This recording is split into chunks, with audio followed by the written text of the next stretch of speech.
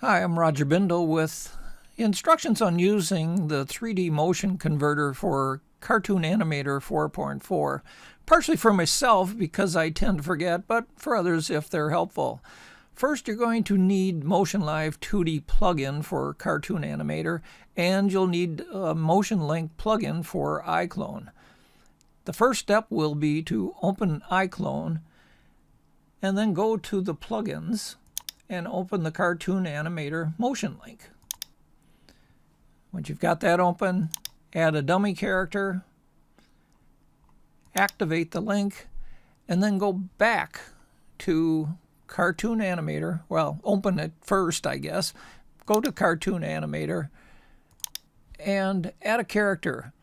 They include dummy characters with the 4.4 upgrade, but I'll use one that happens to come with the 360 motions that I've already got, which happens to use my name.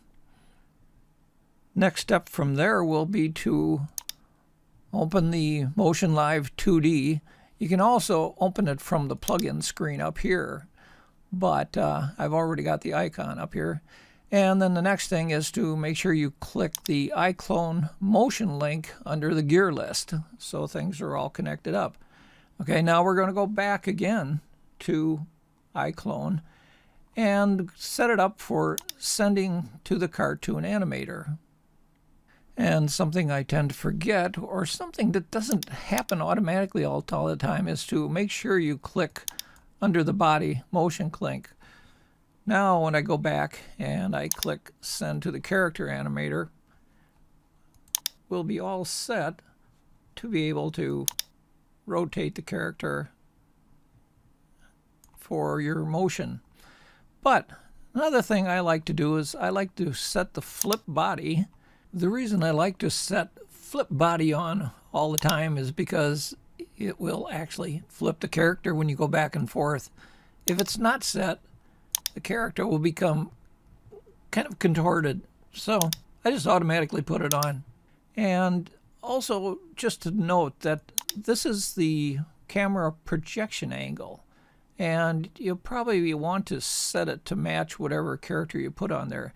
And note if you go too far, the character starts distorting quite a bit, so you need to swap characters at that point. So now all you really need to do is start adding motion.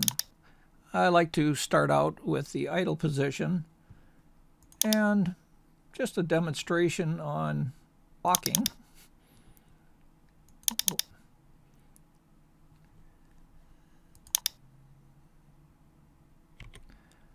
And that's the basics. Add more motion, and once you're finished, go to the record, click the record in Cartoon Animator. When you're finished, end that, and if you go into Cartoon Animator and you'll check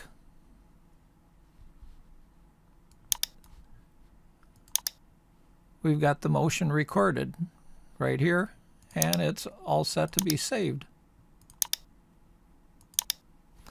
One thing, going back to iClone, if you have any problems with the setup, there is one other thing I noticed you needed to do, and that is to go under Animations and make sure all the motion settings here are clicked.